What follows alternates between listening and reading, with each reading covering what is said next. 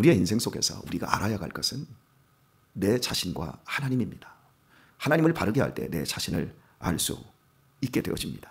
내 자신을 바르게 아는 사람은 하나님을 바르게 아는 겁니다. 내가 무엇과 또 누구와 비교할 것인가, 나를 누구와 비교할 것인가에 따라서 내 생각이 달라질 수 있습니다. 내가 무엇과 비교하느냐에 따라서도 생각이 달라질 수 있습니다.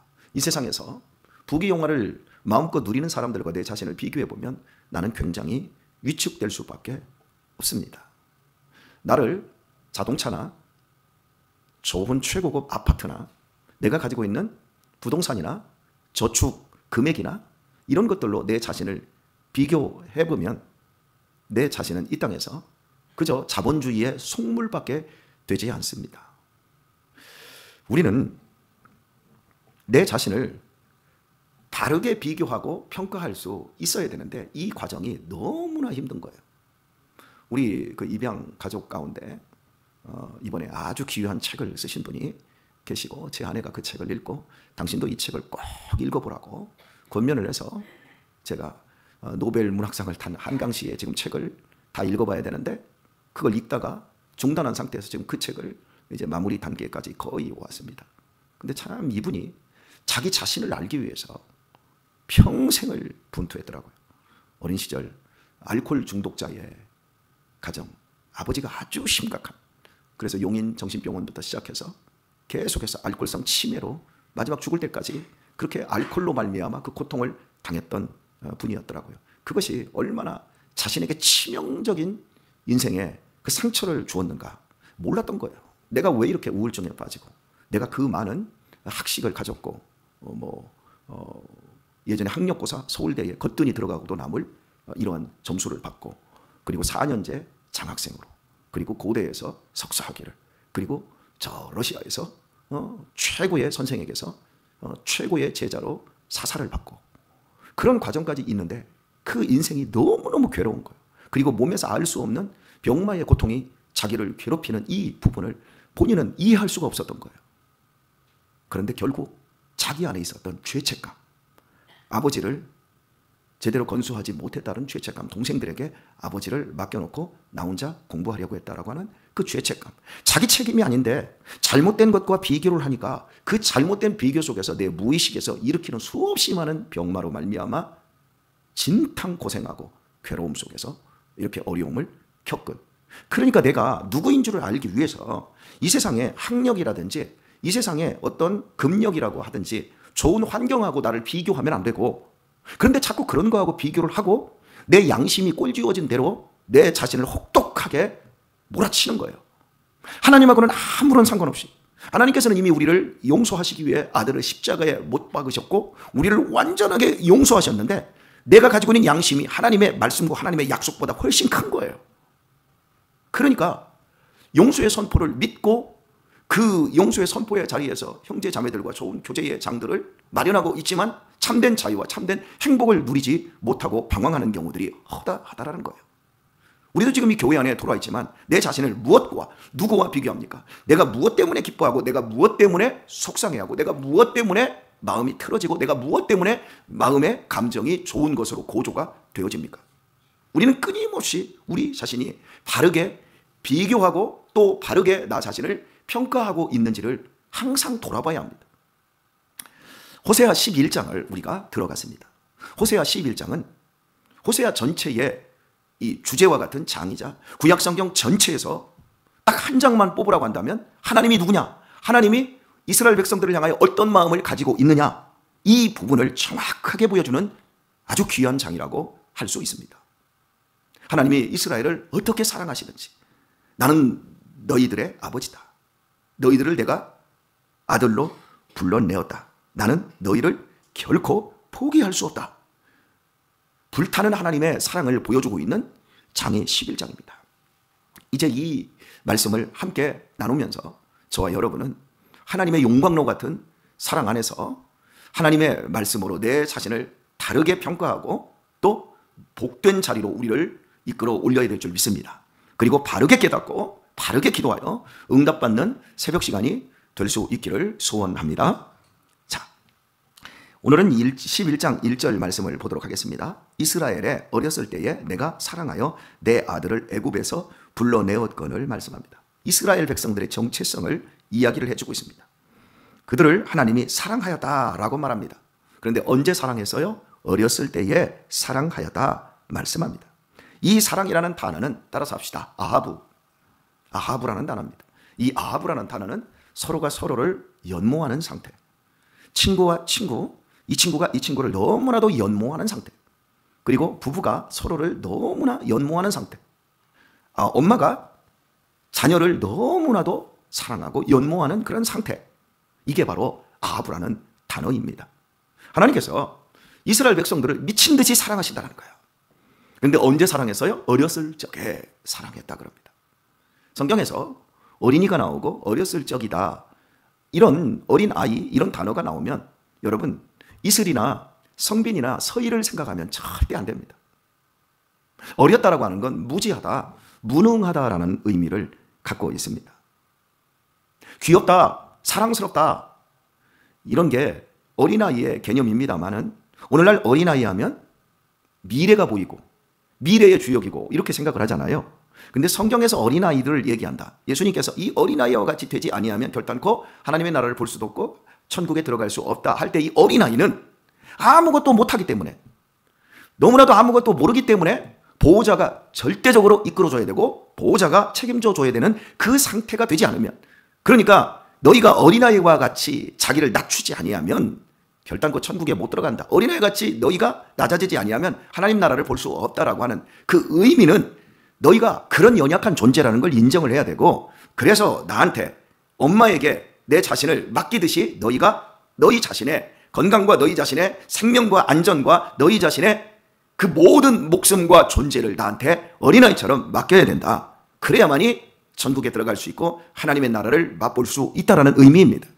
그런데 천국을 맛도 못 보고 천국에 들어가지 못하는 사람들의 특징은 바리새인들과 대제사장들처럼 자기가 어른처럼 자기가 자기를 책임지는 아이들입니다. 저는 참 이 교회에서 지금 이 소리 때문에 참 많은 것을 배워가고 있지 않습니까? 이 소리가 처음에는 엄마도 아빠도 뭐 누구도 구분을 못하니까 그냥 안아주면 그냥 좋아하고, 그런데 이제 엄마를 정확하게 알아봅니다. 얼마나 저에게 배신감을 안겨주는지 모릅니다. 이리 와라. 꼬르륵 깎고 딱 안으면 엄마랑 있을 때 엄마 품에서 싱글싱글벙글 하다가 내가 딱 부르기만 하면 벌써 경기를 합니다. 그리고 저한테 딱 앉아서 제가 이렇게 안으려고 하면 번쩍 들으면 벌써 막 진저리를 칩니다. 그런데 엄마에게로 딱 돌아가는 순간 까르르 웃습니다. 그 아이의 절대적인 보호자가 엄마라는 걸 이 녀석이 아는 거예요. 누구도 싫은 거예요. 나는 엄마만 있으면 된다. 그런데 그 녀석이 조금 커봐요. 엄마 돈만 주시면 돼요. 엄마가 귀찮아집니다. 그렇게 독립적인 존재로 나아가게 되어지잖아요. 우리 모두는 믿음 안에 돌아서서도 이렇게 어린아이처럼 하나님을 절대적으로 마지막까지 의지하며 의존적인 존재가 되어야 되는데, 세상 다른 이방 종교들처럼 자기가 자기를 책임질 수 있는 것처럼 교만 떨게 되어집니다. 이런 사람들이 참 위험한 거지요. 하나님께서 아하브, 내가 너희를 연모했다. 내가 너희를 너무나 사랑한다. 그런데 어렸을 적에, 이렇게 못났을 적에, 이렇게 무지하고 무능력했을 적에 내가 너희를 사랑해서 내 아들을 애굽에서 불러내었거늘 말합니다. 어디에서 불러내요? 애굽에서 불러내서. 이스라엘 백성들이 애굽에서 430년 동안 뭐 했어요? 왕이었어요? 귀족이었어요? 노예였습니다. 떨거지들이었어요. 아무도 돌발 줄 수 없고 그들을 누구도 구원해 줄 수 없는 430년 동안 뼛속까지 노예입니다. 그들의 흐르는 피가 노예입니다. 그런데 이런 이스라엘 백성들을 하나님께서 그런 애굽에서 누구로 불러내요? 내 아들로 불러내었다. 내 아들을 이렇게 말하고 있는데 원문은 내 아들을 불러내었다. 전치사가 하나 붙어 있어요. 그들은 아들이 아니에요. 이스라엘은 아들이 아니에요. 그러나 하나님이 아들로 불러내었다. 여러분, 이게 엄청난 하나님의 사랑입니다. 하나님하고 아무런 상관없어요. 하나님하고 좀 격식이 맞으려고 하면 이 세상에서 왕이나 귀족이어야 돼요. 그런데 노예 백성들을 당신의 아들로 사랑해서 불러내었다. 이렇게 말해요. 자, 여러분, 사랑하면 좀 일찌감치 불러내면 얼마나 좋아요? 하나님 이스라엘 백성들 언제부터 사랑했어요? 430년 동안 노예살이 할 때 430년 후 그 지점에서 사랑한 것이 아니라 이미 아브라함과 이삭과 야곱과 요셉의 아들들 해가지고 이 애굽에 처음에 있을 때부터 하나님께서 이스라엘 백성들을 사랑하고 계셨어요. 그런데 사랑하는데 430년 동안 왜 그렇게 고생을 시킵니까? 이렇게 물을 수 있잖아요. 그런데 왜 하나님이 그때 불러내었어요? 출애굽기 1장을 보면 이스라엘 백성들이 자신들의 고통이 극심해지니까 부르짖었다 그래요. 하나님을 부르짖으니까 하나님이 불러내십니다. 코란을 믿을래? 아니면 죽을래? 칼을 들고, 한 손에는 칼을 들고 한 손에는 코란을 제시하면서 이슬람 원리주의자들이 사람들을 죽입니다. 믿겠습니다 하면 그래 살려주고, 안 믿는다 그러면 죽여버립니다. 강제적이고 억압적입니다. 여러분, 이건 사랑이 아닙니다. 사랑은 언제까지나 자발적이어야 하는 겁니다. 사랑은 언제까지나 이 안에서 자원함으로 스스로 할 수 있고 선택할 수 있는 것이 사랑인 겁니다. 여러분, 자녀들을 여러분이 이렇게 이야기할 수 있습니다. 내가 너희를 얼마나 사랑하는 줄 알아? 부모로서 자녀에게 내가 너를 얼마나 사랑하고 내가 너를 얼마나 위하는 줄 알아? 자, 받아 적어. 아버지의 사랑은 이렇고 엄마의 사랑은 이래. 자, 받아 적고 달달달 외워. 그러면 자식들이 부모의 사랑을 알아요? 몰라요? 몰라요. 그럼 어떻게 해야지요? 여러분이 잘하는 말 있잖아요. 너도 너 같은 새끼 낳아서 한번 키워봐. 그러면 엄마의 마음을, 아버지의 마음을 네가 안다? 기다려줘요? 안 기다려줘요? 사랑은 기다려줘야 깨달아요. 그래서 배가 이만큼 불러서 애 낳으러 갈 때 엄마 나 어떻게 낳았어? 그리고 낳고 나서 엄마 얼마나 힘들었어? 애를 키우면서 야, 나는 하나 키우기도 힘들어 죽겠는데 우리 엄마는 어떻게 셋, 넷, 다섯, 여섯을 낳아서 키웠지? 그러면서 엄마의 사랑을 알아요? 몰라요? 알아요. 그때까지 하나님은 아하부 이스라엘 백성들을 사랑하니까 기다려준 거예요. 그러다가 하나님 살려주세요 부르짖을 때 하나님께서 이스라엘 백성들을 너희들은 내 아들이다 하고 불러내 주셨다라고 본문이 말씀하는 거예요. 여러분, 저와 여러분을 하나님께서 어디서 불러내신 줄 아세요? 애굽보다 더한 영원히 죄의 종이 되었던 죽음의 자리에서 불러내셨습니다. 그래서 에베소서 4장은 너희가 부르심을 입은 부르심에 합당하게 행하라 말씀합니다. 우리는 세상의 자본주의의 원리에 돈이나 자동차나 뭐 근사한 고급스러운 집 이런 것으로 내 자신, 내가 이 세상에 어떤 지위에 있고 이런 것으로 비교 평가해서 나 자신을 바라보지 마세요. 하나님께서 여러분 한 사람 한 사람을 하나님의 아들, 딸로 불러내셨습니다. 죄에 쩌들었던 종. 그런데 언제 우리를 불러내셨습니까? 로마서 5장은 우리에게 말합니다. 우리가 아직 연약하여 하나님이 누군지 모르실 때 하나님께서 아들을 십자가에서 죽이셨다. 연약할 때, 어린아이였을 때, 무지하고 무능했을 때, 심지어 우리가 하나님과 원수되었을 때 우리를 불러내셨다 그럽니다. 또 말씀합니다. 우리가 아직 죄인 되었을 때 그리스도께서 우리를 위하여 죽으심으로 하나님께서 자기에 대한 십자가의 사랑을 확증하셨느니라. 우리를 불러낸 시점이 언제라고요? 어렸을 적. 하나님과 원수되었을 때, 우리가 죄인 되었을 때 우리를 불러내시기 위해서 하나님의 아들이 죽으셨답니다. 이렇게 해서 불러내셨는데 우리는 자꾸 비교를 하는 거예요. 세상 사람들과 똑같은 눈을 가지고 자꾸 비교를 하면서 내 자신을 자학하는 거예요. 내 자신을 용납하지 않는 거예요. 하나님이 내 자신을 용납했어요. 최진영 권사님, 참 살아내시기 힘들지요? 그만큼 살았으면 너무 잘 살았어. 나는 별로 한 것도 없는 것 같고, 나는 참 부족한 것 같고, 모자란 것 같고, 하나님 앞에 너무 죄송스럽고. 아니요, 잘 살았어. 그만큼이면 정말 잘 살았다니까. 우리 천병희 원사님도 참 열심히 살기는 살았는데 손에 잡히는 것도 없고 눈에 보이는 것도 없고 인생의 현실은 암담하고 답답하고 참 내면은 부글부글 끓고 그럴 겁니다.